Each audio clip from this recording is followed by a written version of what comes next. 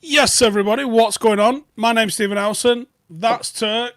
That's Jay. And that is Omar. What's happening? You alright? I'm alright. You alright? What have you been eating? Sorry, I've been out shopping. It took me about 2.5 hours to do the shopping. So I've just had to have a quick tuna and cucumber sandwich. Is that because you was arguing with people on Twitter while you was going around? No, I know what you're getting at here, mate. I did get tagged in something that was involved in your argument, which I don't know what was. Well, I don't argue with people on Twitter. Sorry, so you don't argue. But I've learned the error of my ways. Point out where people are wrong. I triggered QPR fans yesterday by pointing out how sad and pathetic their fans were for cheering Aguero's winner against them in 2012. And I realised I haven't got enough time to argue with everyone because there's like hundreds of them just giving me dogs abuse. So I just sort of left them to it. And then they started arguing with each other, which was sort of nice. Turk, what's happening? Yeah, not much to be honest. It's my last week of uni this week, so sort of just been scrambling to get all that done. Got to get a proper job then, yeah. Yeah, looks like it. That's a nightmare, isn't it?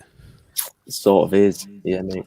Oh, mate, there's nothing worse when you finish uni. You've got to get into the real world, man. Yeah, especially when there's a global pandemic going on. Yeah, well, I can imagine. You can only imagine, yeah. Yeah. Brother Omar, what are you saying? Not too much. Same as Turk, really. Been doing uni work, shaved my head a bit more, taking the advice of you, Steve, you know. And I feel blessed. I feel so blessed with being shaved off.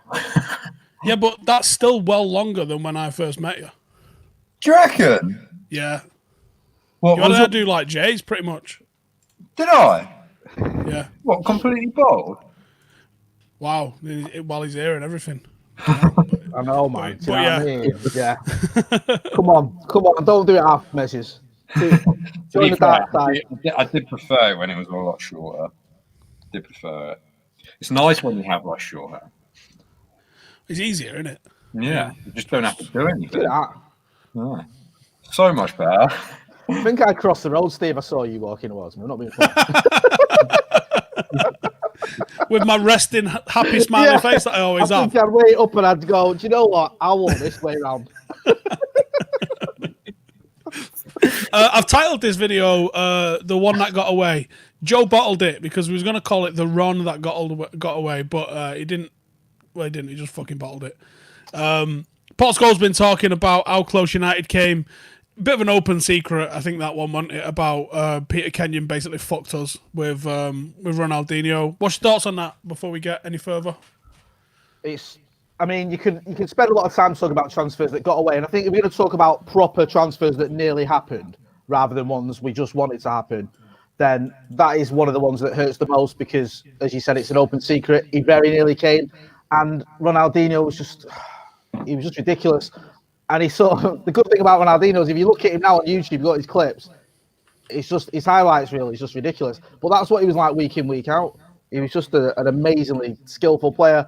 A bit of I don't want to sound, all Brexit, but a bit of a typical Brazilian in the sense that he was a little bit crazy.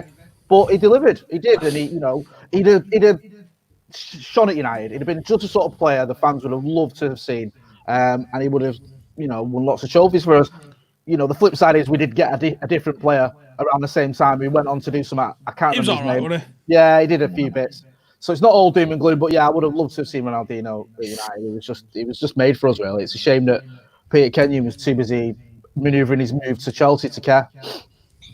Yeah, I think it was either a case of he was manoeuvring to Chelsea and didn't care, or deliberately sabotaged it as part of his move. So for those who aren't aware, I mean, are you two lads aware of what happened? Yeah, yeah, because he went Barca straight after, didn't he? He went Barca, yeah, but do you know why he didn't come to United? The negotiations. No, not particularly. So this is supposedly how it went down. Kenyon got on the blower to Paris because that's definitely how you do it. Bonjour, je m'appelle Kenyon. Basically said whatever the fee was. Let's say 22 million, because it was in that ballpark. 22 million for Ronaldinho, and Paris went, oui, because that's French for yes, right? Thank you. And they said, okay, sound, we'll come down and conclude the deal in person. Why you need to do that? I don't know. It was old school. It was pre-internet days. Fax machines were all the rage, etc. So, Kenyan gets on probably Eurostar, probably first class, and goes to meet Paris. He gets to Paris. I imagine he had a briefcase. I don't know if he had a briefcase, but in my head he had a briefcase. He opened it and he went, so then, about that £18 million transfer. And Paris went, fucking sacre bleu, get the fuck out of here. We said 22 million. Basically, that's that. So we tried to lowball him after agreeing a fee, is the long and short of it. And he ended up at Barcelona. You would actually, do you think about it, you go, do you know what, we got Ronaldo. And he went on to do what Ronaldo did. But we technically only had Ronaldo for like 5 or 6 years. I think we'd have had Ronaldinho for 5 or 6 years in that time. Because he did about 08, 09, he went royally off the cliff, didn't he?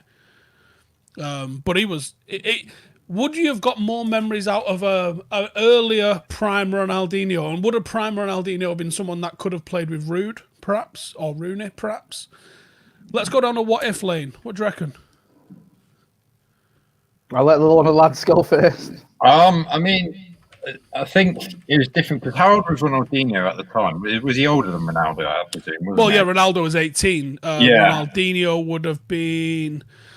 He's 40 now, and it was 17 years ago. He'd been 23. Oh, he's in his prime! In his prime. Oh, my God. Imagine that with Rude as well, and then Scholes behind. Oh, been so good. Yeah, I think you would have got a different picture because, obviously, when we signed Ronaldo, he was, like, young. He was coming into quite an aggressive league in the Premier League with Ronaldinho. I mean, I think it says it all really in the name. I think you would have got what he delivered at Barca. I think because we had the midfield to give him options as well and give the creativity to him as well. So yeah, I think it would have been some good memories. Yeah. It would have been like Taylor May. You mentioned it there, Steve. You know, we had Ronaldo for 5 or 6 years. You can almost argue we had him for 3 because for 3 years he was finding his feet, or 2.5 of those years. So we didn't have the Ronaldo that everyone knows and loves now for the first 2 seasons. Oh no, we had arguments on the terraces, mate. This fucking one-trick pony. If he dives again, I swear to God.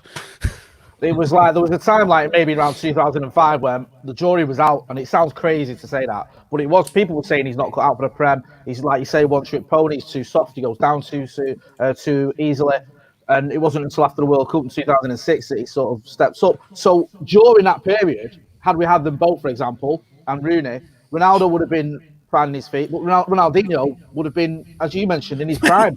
So because we could have signed both, I think. Yeah. I don't think the Ronaldo budget affected anything else. Exactly, oh my! Imagine one of them on each wing. Rooney in the middle, or Rude, or whatever. However you want to do it, it would have been ridiculous. We would have had 4 balls. You would have had to ban us because it would have been unfair. Do you know what I mean? It would have been amazing. Yeah, getting him in this prime as well. I think, after Ronaldo came, like United obviously didn't win the league for another 3-4 years. If you get Ronaldinho in his prime back then, probably instant success. Because United weren't far off. As soon as Ronaldo joined, I think there was a few seconds, a third. You got to remember some of the teams that we had in that time. They were just shit, to be honest. You look through the 11 and you go, oh yeah, we played Kieran Richardson left back. Oh yeah, it was we're trying to find a partner. Rio was good, but you paired him with Mikel Silvestre, who we signed as a left back. We've got Alan Smith in midfield / forward. Like we had, I watched something the other day. I don't know why I put myself through this, but it literally had Kleberson. No, it had Jemba Smith, I think. Do you know when you just look at it and you go, no wonder we're shit. Was it? Have you seen the team? I think we played Arsenal in the League Cup. I think it might have been, and the team was like Liam Miller, God bless him. Djemba, Kleberson, Bellion. It was just like Alan. You're like, how is this a United team? Even our reserves shouldn't be this bad. But it was that time when Fergie was just like buying loads of youngsters. But amongst all the the dross was Ronaldo and Rooney as well. He was already tailor-made, really. He was already an established star, sorry. So, yeah, I've had Ronaldinho at that time. It's funny, though, because you mentioned, like, Peter Kenyon and what went wrong there, and it does confuse me a little bit and annoy me, because it was the same with the Iron Robin situation, wasn't it? That was a done deal, and all of a sudden, it didn't happen, and then Kenyon goes to Chelsea, and Robin goes with him, almost, or goes after him, I should say. So, it is a bit suspicious that these deals that were supposedly done deals went out the window at a time when our chief executive knew he was going. How much did Ronaldo cost out of curiosity? Was it like 12 million quid. And then how much did Ronaldinho cost Barca? Like 25 mil? Yeah, 20, early, like low 20s. Imagine you could have got Ronaldinho and Ronaldo for like 37, 38 mil combined. So around that time, here's what United did in terms of the transfer market. 2000 to 2001, signed no one and won our third title on a bounce. Let Teddy Sheringham go. Berg went. A few others went. 2001, summer 2001, signed Rude and Veron. And I thought, fucking forget about it. We're going to do bits forever. That's ridiculous. The following summer, 2002, signed Rio. The following summer, signed Ronaldo, as well as Ainz, Saha, Smith, Kleberson, Jemba Twins, Bellion, Dong. Bit of a mixed bag of a summer. But look how many signings we made in that, right? So we also signed Lee Martin and Liam Miller, but they weren't really first team players. I guess Miller might have been. Miller, Ainz, Alan Smith, Saha, Dong, Ronaldo, Kleberson, Tim Howard, Jemba Twins, and Bellion. 10 fucking players in That's one ridiculous. summer, 2003. And we let Beckham go and Veron go the other way. The following summer, brought in Giuseppe Rossi for the reserves and some kid called Wayne Rooney who don't know what happened to him. The following summer, the following summer, we brought in Park and Van der Sar, and then in the January, brought in Vidic and Evra. Fuck me. I know that some transfers are hit and miss, but that was 5 years of building a squad there. Right away from Rio. Rude obviously ultimately didn't work out in the long term, but was pretty effective while he was there. And then obviously he brought in Michael Carrick in 06-07, and then you had a great window in 07-08 with the Silva twins, Hargreaves, Anderson, Nani, Tevez, and obviously Thomas Kuchat, which was the cherry on the icing, really, wasn't it? But you just think, fucking hell, that was why you had a squad. You throw Ronaldinho into the mix there in the summer of 2003, as well as all of them. Pre-Wayne Rooney, you've still got Rio there. You've got Giggs and Scholes, peak careers. I think he won the Ballon d'Or in 05, or he was like FIFA Player of the Year, like 05, 06, 07. That was peak Ronaldinho. That was what the fuck is happening, Ronaldinho. And that was around about the time Ronaldo was coming into his own as well. So, it would have been mayhem.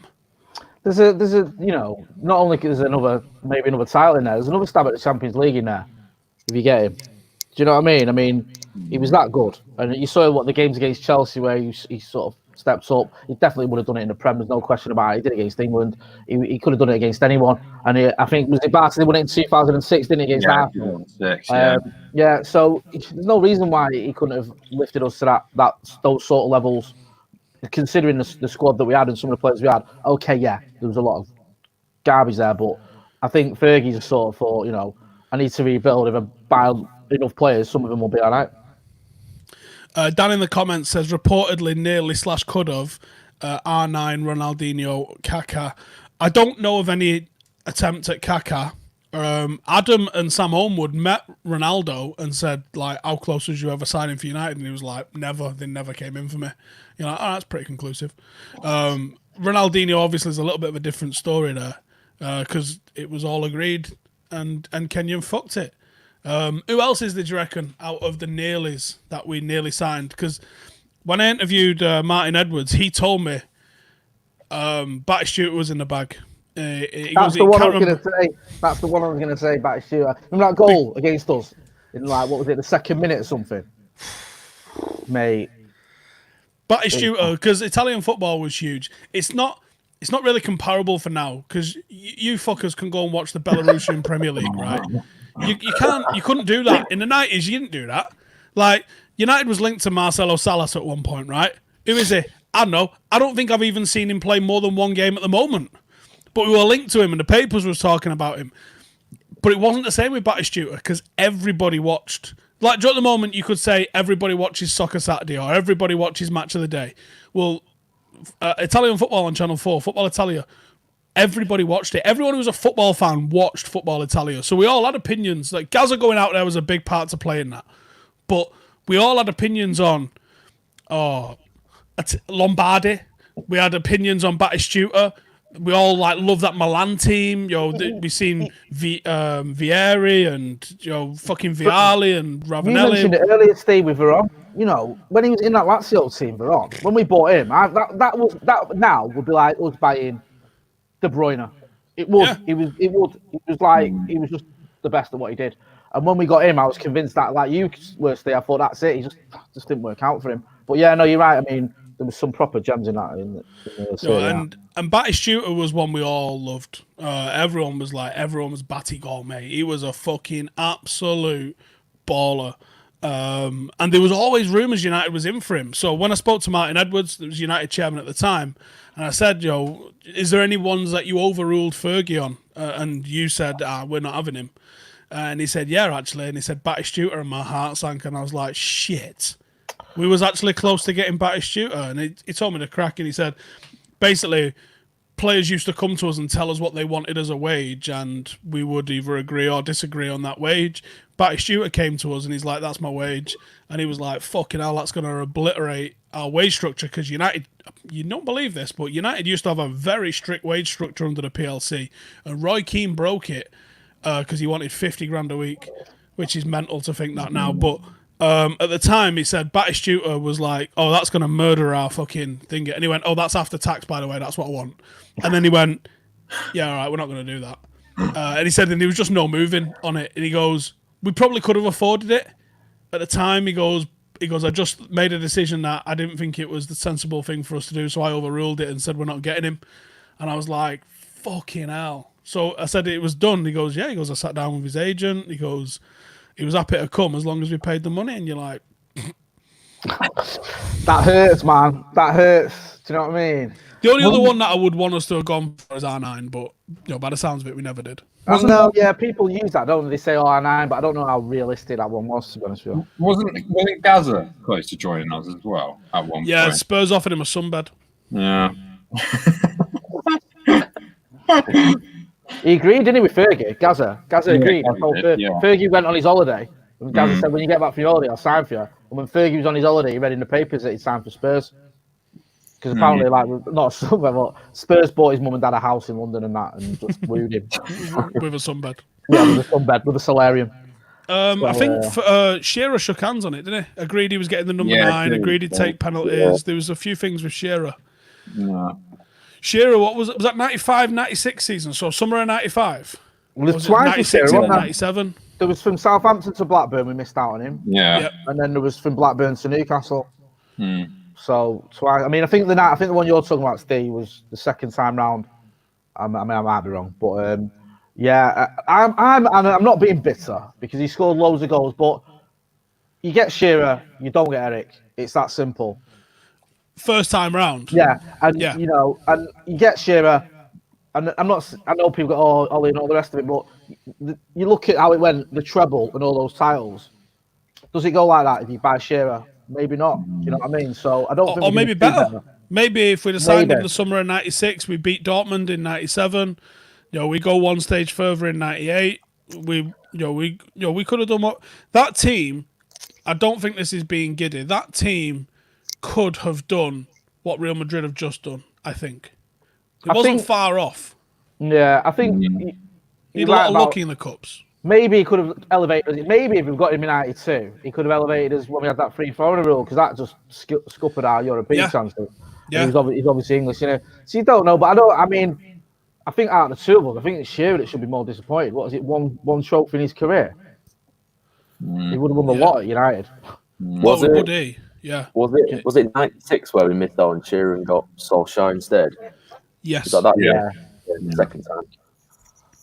So yeah, I mean, it's a shame because he again someone that would have just absolutely banged in loads of goals at United and the fans would have loved him.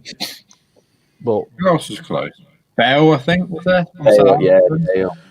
I can give you some insight on the Bale one. I spoke to his dad. Go on.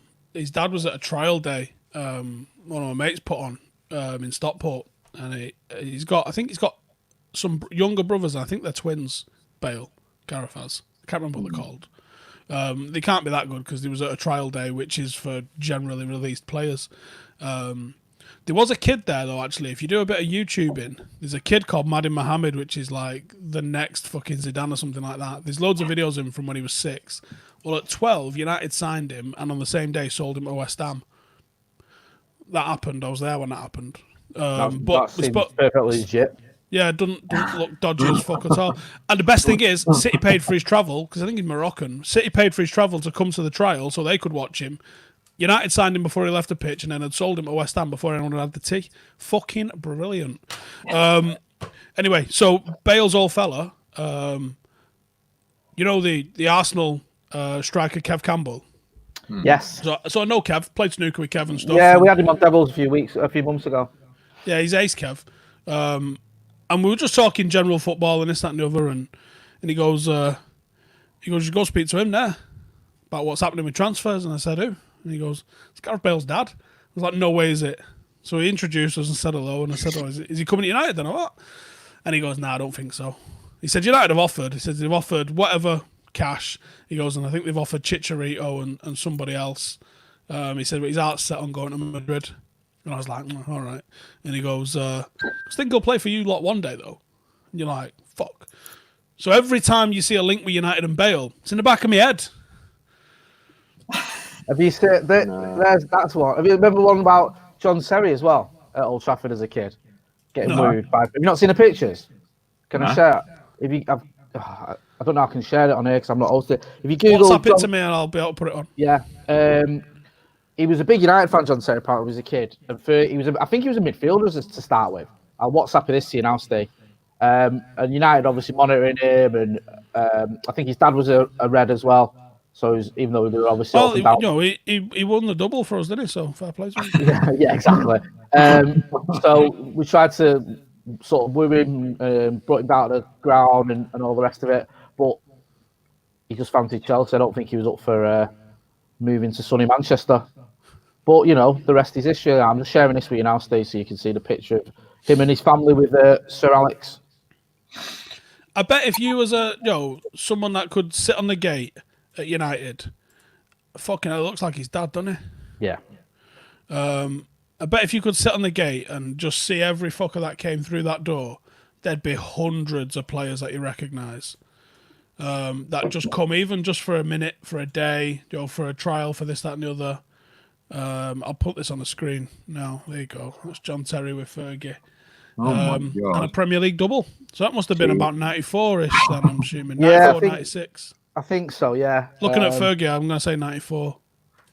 Apparently, it was like I said, his dad was keen for him to do it. He was sort of like set on the fence because he liked United. I think he was a United fan, but Chelsea managed to convince him. But like you said, we wouldn't have had Moscow. Well, wasn't there like a similar transfer? Wasn't there the John O'B McHale thing? He was close to signing for United, wasn't he? He did. He signed for United. Yeah, that's it. Yeah. Did a press conference in a United shirt. Yeah, and then he had he was dubbed like the African Pele at the time, wasn't he? Didn't he say that he went missing? Didn't he after he signed? Yeah, and claimed that we'd bullied him into it, and that he didn't want to sign for United after all, and he'd been forced to, and all this rubbish. And ended up going to Chelsea. But I'm not. I think it's one we can live with personally. It's a bit more good about Essien because we had Essien, didn't we? We couldn't get a work permit, and I thought he was a really good player. Do you remember in the 90s we was after signing some Brazilian fucking defender called Celio Silva? Rings a vague bell. I don't even think he played for fucking Brazil. That's bad times, that, isn't it? I played 11 times for Brazil. We couldn't get a work permit for him. He never played 100 games for anyone.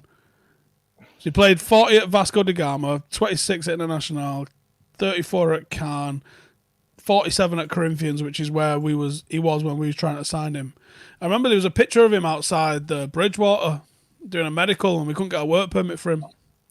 Oh, there you go. While at Corinthians, Celio Silva agreed a £4 million move to Premier League champions United in July '94. However, United couldn't obtain a work permit, as the Home Office claimed, despite being a regular for Brazil the last 2 years, he hadn't played enough matches for Brazil, and it fell through. And we bought Henningberg instead. Thing is like there's a lot of these players that you miss out on and things, and you think, oh, when they were young, especially. But you got to remember, our academy's always been pretty shit hot at producing talent to go straight into the team, especially under Fergie.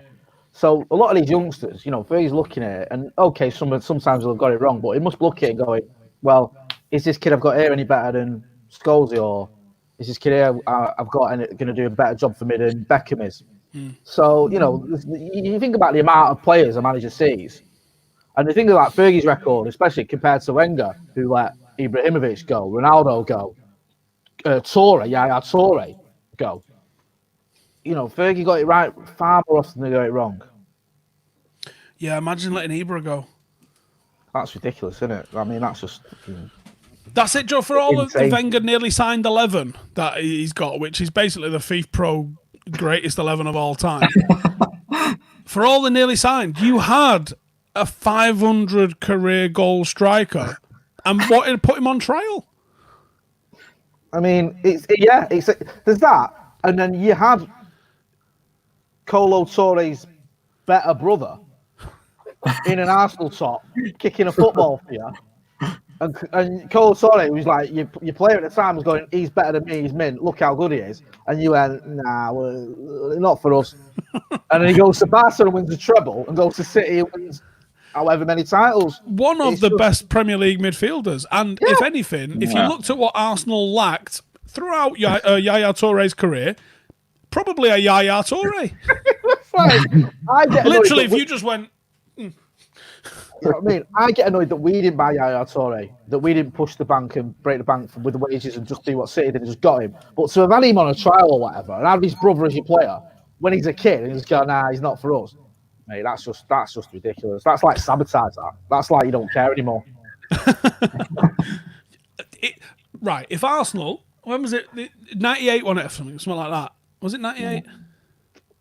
No, it'd been 2000-ish when they had Ibra. When was it? It was early on in his career. So it was early when he was at Ajax, wasn't it? Something it was. I think it was before that even.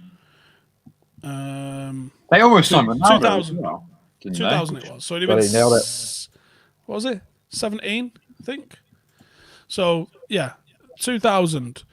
If they'd have had Ibra for 10 years of that, and Yaya Toure for 10 years of that, they might have actually retained a fucking title. Maybe. Didn't they always sign Ronaldo as well? Allegedly, but that was that. It sounds like Liverpool nearly signed him, Arsenal nearly signed him. Well, guess what? We did sign him, so shut the fuck up. Signed FC. I think in terms of ones who got away, I think probably the most recent one I can think of is obviously Toni Kroos. That one's still a shout out. It could have been very different for Moyes. Do you reckon possibly. That was well, it was under Louis. Moyes signed him, but it was to arrive for Louis. Yeah. Moyes signed Shaw, Toni Kroos, and somebody else. Might have been Ander Herrera. I thought Moyes tried to sign Kroos, but when he couldn't, he went for like Khedira and Fabregas, and obviously got Fellaini in the end. But... No, Kroos was done. Kroos was done. Kroos has spoke about it recently. Like he'd agreed everything with United. I don't know who the fuck he agreed it with. And then Louis turned up and he went, right, we've signed those players for you. And he went, all right, yeah, keep him, fuck him off. And then he didn't go for it. Wasn't it the change of manager that Kroos said that made him not sign for United? I think he said it recently, didn't he? Yeah, it was Louis. Louis had him and didn't rubber stamp it. That basically United went, we've agreed deals with all of these lot. Who do you want? Do you want them or not? And he said no to Toni Kroos. That wouldn't be as bad if it wasn't for the fact that then Van Gaal ended up playing Rooney in midfield, dropping Ander Herrera 4 months, and having Di Maria up front. And it was like that. That makes no sense whatsoever to do all those things. And you could have had Tony Cruz, but you didn't want it. When you were sat there going, "I've got to play Wayne Rooney midfield tomorrow," on the option. And what a brilliant person to take on the mantle from Carrick and pass it and move it forward. Tony Cruz is perfect. That's what I mean, man. It's just like. Did he have him at Bayern? Did he know him from Bayern? I don't think he did he? No, I don't think so. No. I think I'm wondering what the prejudice against him was. When we signed Van Persie, was it a choice between him and Lewandowski? I feel like it was. I don't know about that. Obviously, Evra's sort of popped it out in the press, hasn't he, lately, that Van Persie wasn't our first choice. Wasn't a bad second choice, let's be honest, but wasn't our first choice in terms of who we brought in. Lewandowski, it was Blackburn he'd signed for, wasn't it, and then couldn't get over because of the ash cloud from the Icelandic volcano. What the fuck? I'll tell you a story, right? When I was a local reporter in Lancashire, I used to cover like Blackburn, Preston, Preston, Blackpool. It was just it was an exciting time in my life. And there was this story doing the rounds with the reporters that I heard that when Moyes was at Preston, he rang his scout and he said, "I want you to go over to. Have you got a passport?" He's like, "Yeah." He said, "I want you to go over to France because they had a striker sorted at Preston." He said, "There's a young striker there we can get like on the cheap. I want you to go and get him." And he was like, "Right, okay." And then Moyes rang him back an hour later. He went, "You know what? Forget it." Because he had a striker. I think it might be Jamie Proxman, whatever his name is. Can't remember. Preston had a striker who was injured, but he passed the fitness test and he was like, "Listen, I'll be all right." So Moyes rang his scout back and went, "Listen, forget about that deal. It doesn't matter." And he was like, "All right, no worries." Like, out of curiosity, who is it? And he's like, "Some lad called Didier Drogba."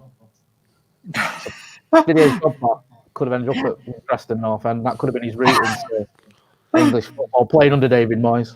But you can also go tits up from that point as well. Like, well, if you don't utilised, yeah, and just fucking falls out of the league. Insane. You know what I mean? It's madness, wasn't Ronaldinho close to time for Blackburn as well? There was a story about that, I think. I don't know, but the thing is, like, we laugh at Blackburn because now we think of them as sort of cannon fodder for the Championship relegation battle. But they were doing bits like when they had Pedersen and stuff like that, and Two-Guy was mint. He was absolutely Rocky Santa Cruz as well. Yeah. When they got Shearer and around that area, they were spending loads of money. So they've always, with Jack Walker's millions, they had a lot of money behind him, and obviously they won the title as well. So it's not like they were just some tin pot, like small little club like they've gone back to now. Yeah, it's insane, isn't it? Where some of these players' careers, like, you can get unbelievable. You hear it a lot of, like, Football Manager did a documentary a few years ago, and they wouldn't have ever got him. But who was it? It was a Birmingham manager years ago, and basically his lad would keep coming to him and going, "Look, there's this fucking kid on this game, and he turns out well good. He's only 16. Go get him. Like, he'll be absolutely quality, trust me." And he was like, "Nah." He goes, "I'm not going to fucking sign someone off a video game." Like, it was Messi. Stop it. But you wouldn't have got Messi out of Barcelona at 16, so it's almost a moot point, in it. So yeah, there's ones that just went. There's like the one with Figo and City when City was shit, and Malcolm Allison rang City up and went, because he was living in Portugal, and went, "There's a player here, like playing locally, who's mint, called Luis Figo. You should get him." Like, but they were never going to get him. Yeah. Do you know what I mean? And how many of them are George Weah's cousin? How many of them are Ali Dia? Yeah, exactly. Like, how many times, like, remember when people were having to go at Fergie because he could have got Joe Hart for £1 million? And it's like, do you remember it? Like, oh, he had the opportunity to sign for £1 million, he passed it up. I think, how many keepers does Fergie see? And, he would have seen Joe Hart, okay, he's a good keeper, but was he like a world beater as a kid? Probably not. He's probably looking at him in comparison to what we had and what was available and thinking, no, I'm not going to spend £1 million because I'm getting offered keepers all the time. It's just like, it's easy to second guess some of them, but you've got to, like you say, how many times do you get told, "Oh, the next big thing, or this player I've seen is going to be amazing," especially when you're United because the levels are so high. Me and you did a thing, Steve, when on your channel a few months ago. I think you named your worst United player as is it Sidibe or Siddiqui? I forget his name. Oh, El Fattori. Oh, so the one that Phil Neville scouted. Yeah, he's the worst fucking footballer I've ever seen in my life. Yeah, and Phil Neville's saying to his contacts United, this kid I've got down here at Soccer Dome playing 5-a-side with me is amazing. And, Steve Nade's the worst player he's ever seen play for Manchester United Football Club. So that just shows. Steve's better than Phil Neville. Fact. It's like, I think the key words there are Phil Neville. But, you know what I mean? It's like, how many times does an ex-player or sort of scout or someone say, it's like the one with, I know we're going back a long time here, but John Barnes could have signed for United. Fergie was offered him by Graham Taylor. And the head scout said to Fergie, no, he's a 1 in 3 player. And Jess Brolson's better. And it's like, I know it sounds crackers now, but Fergie said, I think Fergie sacked the scout on the back of it, actually. I think he said, like, he didn't take enough chances with players for my liking. Was that when Barnes was at Watford? Yeah, because Graham Taylor knew he couldn't keep hold of him. He rang Fergie's mates for him and said, listen, he's yours for 700 grand or whatever it was. I can't keep hold of him. He's going to go this summer. You can have him if you want him. Fergie, got a scout report. He's in his book. I think it's in Managing My Life, his first book as United manager. Said that the scout said to him, he's very inconsistent, so he didn't get him. Hang on, let me put this on. Alex has just put this in our WhatsApp group. I like it. These are the sort of loopholes I'm fucking here for. Like, Joe, you're allowed to go to the garden centre, aren't you? And there's a couple of places that your happy days go into and stuff like that during lockdown.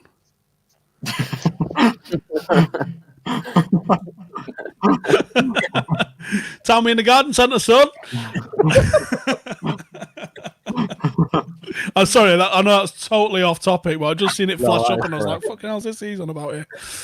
Yeah, fuck it. To be fair, that's something that I would like to try and do with Paddock.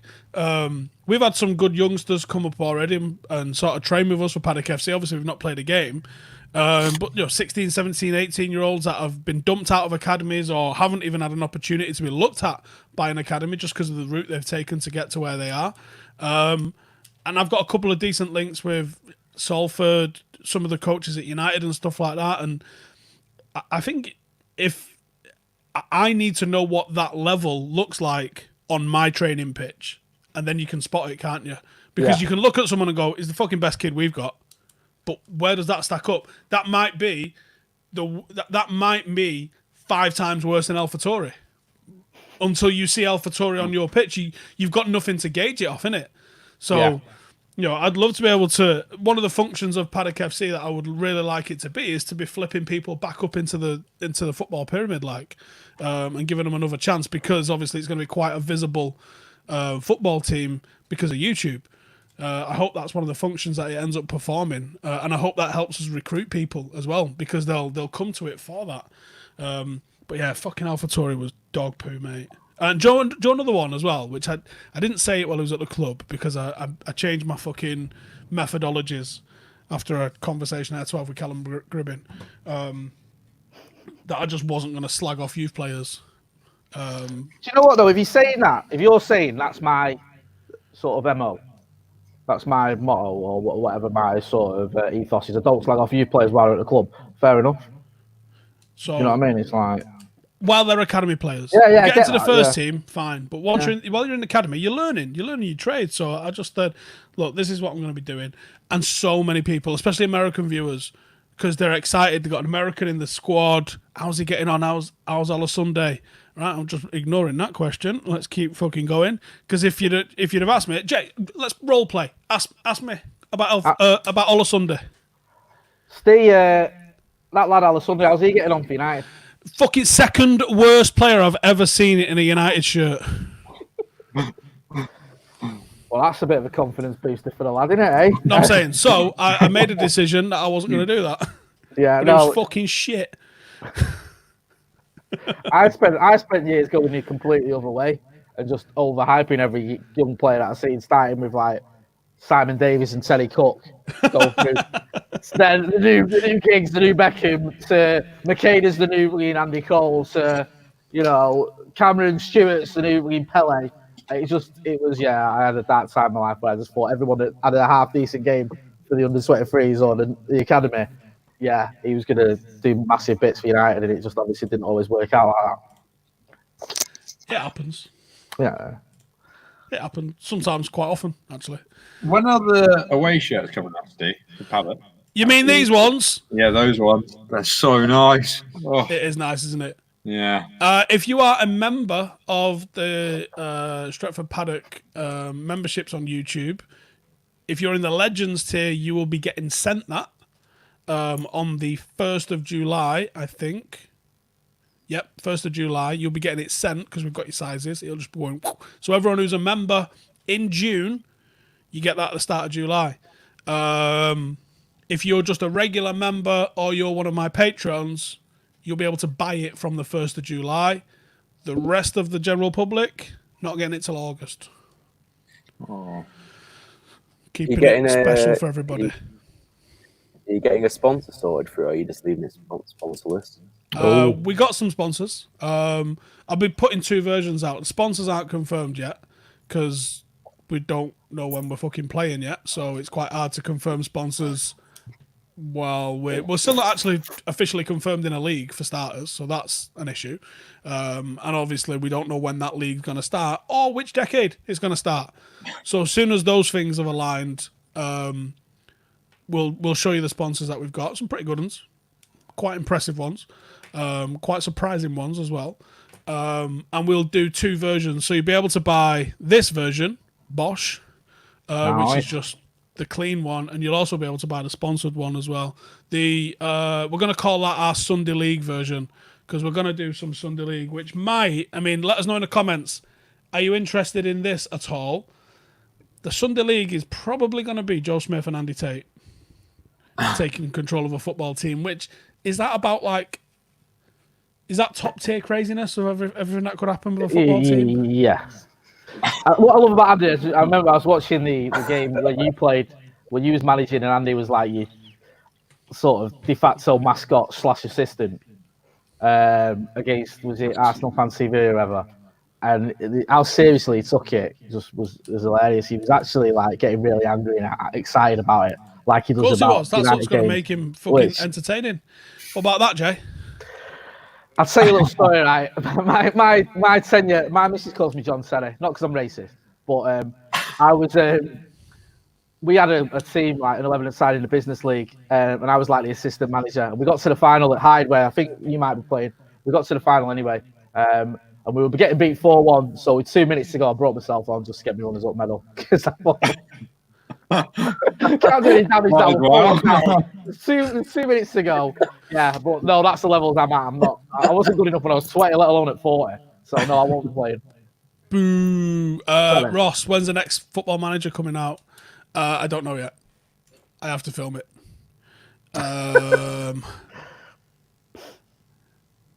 Anything with Andy is quality.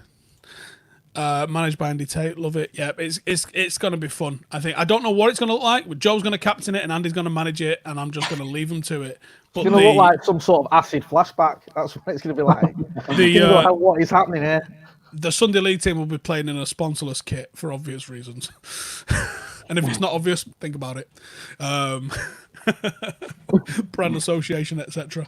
Anyway, the first team and the reserves will be playing in, and the academy team will be playing in that. But we're going to be ramping up recruitment for staff, for coaches, for players especially, as soon as we find out when we get let out. Power League actually mentioned something earlier where they're like, we think we're going to be playing in July.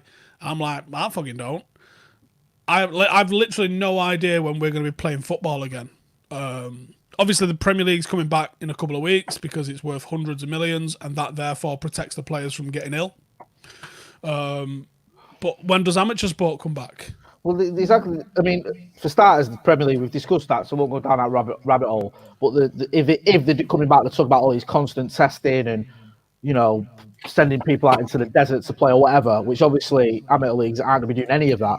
Yeah. So you're talking it could be months and months. It's just, it could be a little while. So I'm hoping it's not going to be that long, but let's be honest, it's fucking going to be that long, isn't it?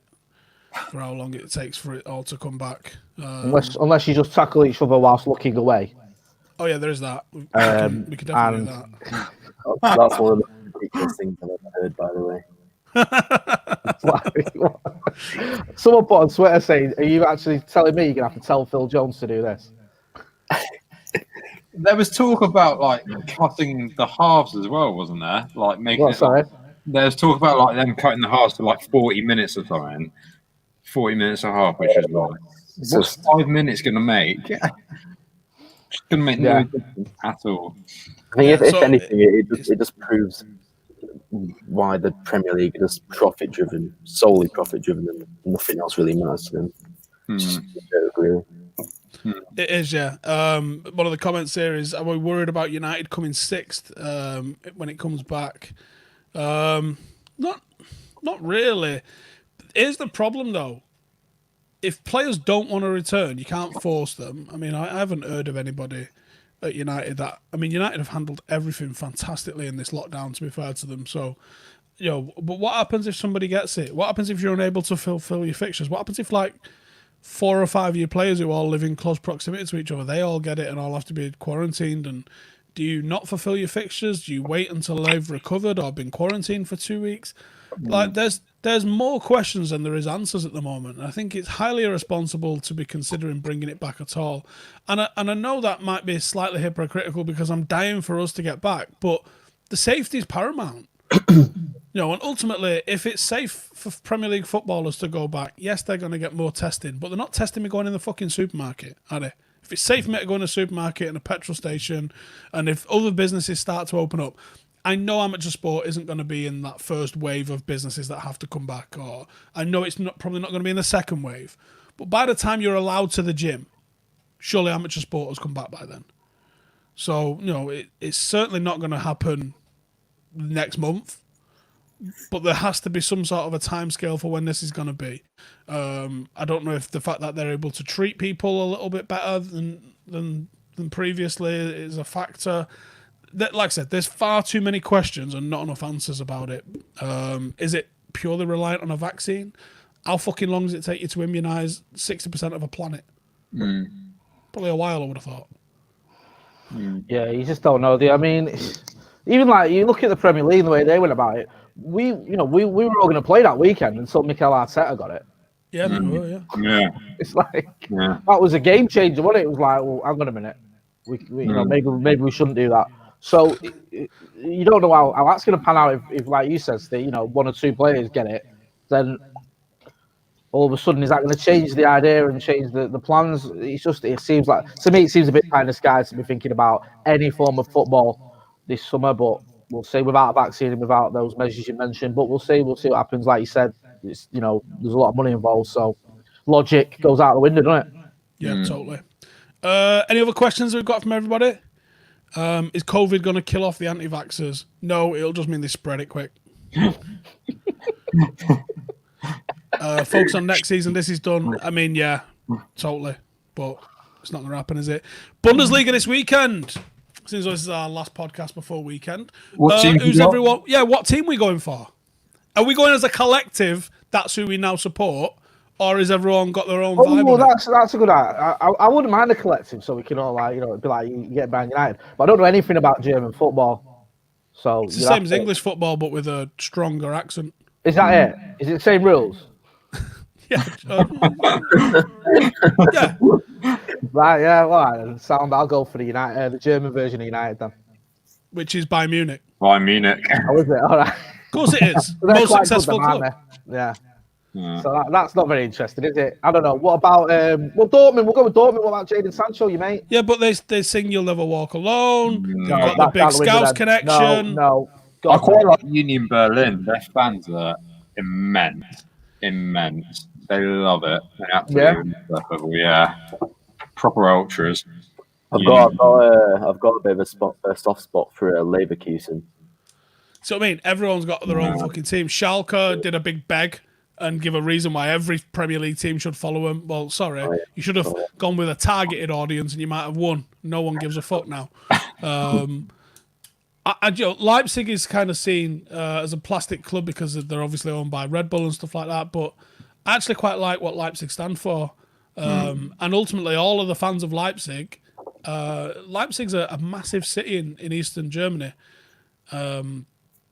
which had its team robbed from it. They had Lokomotiv Leipzig, was actually the first winner of the Bundesliga when it started, and their team just folded.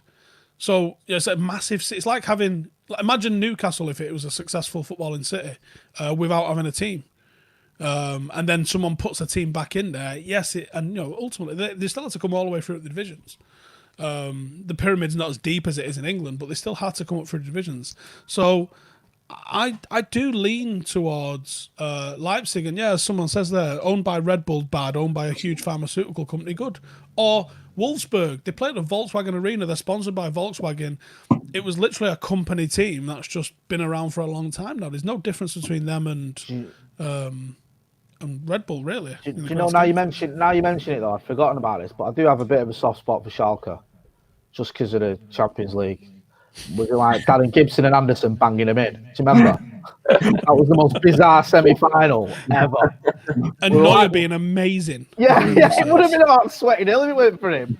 And we still scored about 5 on aggregate, whatever it was. That was that was weird, just like coasting through to the Champions League final. But yeah, I'm not really bothered. It'd just be good to watch some football as long as people aren't. I'm going to do a 5 things we learned tomorrow. 5 things to look forward to on Bundesliga for my channel. And I'll probably do a 5 things we learned as well, following it. But I'm not going to do a watch along. I think every man and his fucking dog's doing a watch along. So I'm just going to enjoy the match. Some of it with more enthusiasm than others. Some of the watch-alongs we've seen recently have just been like, come on. Who's ours? No, God, no.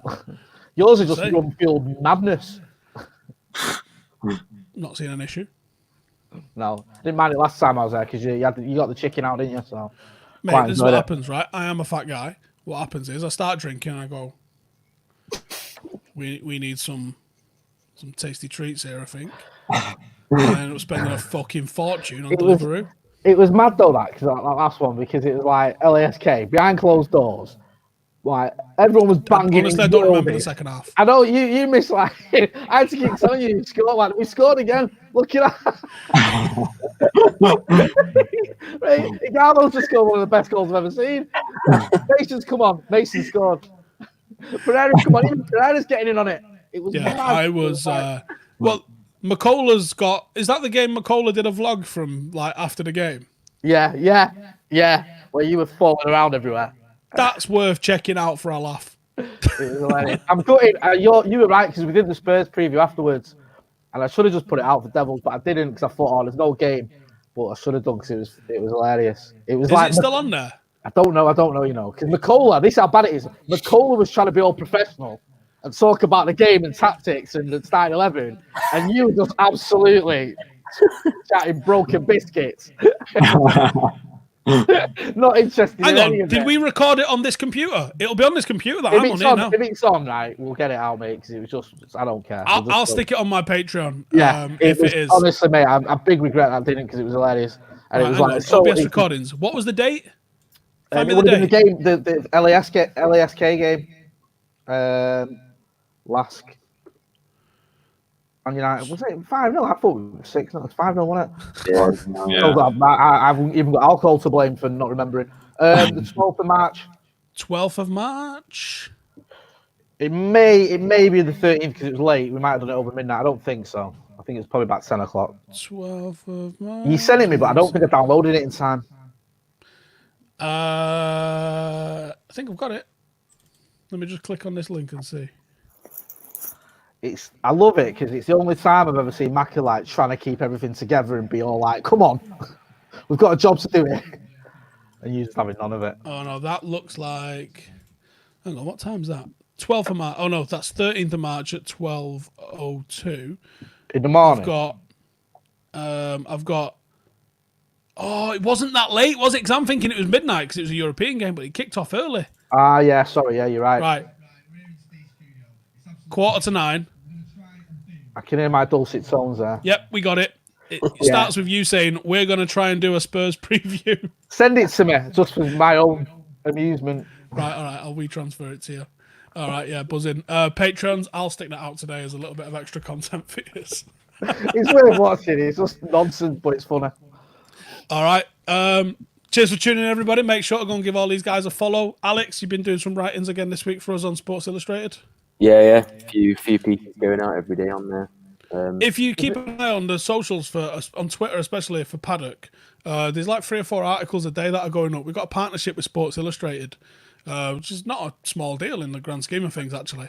So you can get United content over there on one of the biggest websites in the world. Alex is doing a lot of them. Kieran's doing a lot of them. Mitz is doing quite a lot of them. So go check them out. I just thought I need to do one. Yeah, do just so I can say I've written for Sports Illustrated. Yeah. Like, I'm not even kidding. I'm being deadly serious. That's what I want on my bucket list, and I've never done it. So yeah, you can do it. You could do it in the next hour. You could do it. Like, so right, I'll speak to Alex, see what articles you do, mate, and I'll send one over. Right, buzzing. Cheers everyone for tuning in. Make sure to subscribe. Content coming out right throughout the week. I'm sure there's going to be a scout report following this weekend on everybody that we're linked to, and also look forward to whoever. Right, I'm going to put this out there now because I know this is going to happen. Someone we've not been linked to scores a goal this weekend and is linked to us next week for SEO purposes. Watch it out. Right, it's going to happen. Trust me. Right, see you in the next one. Laters.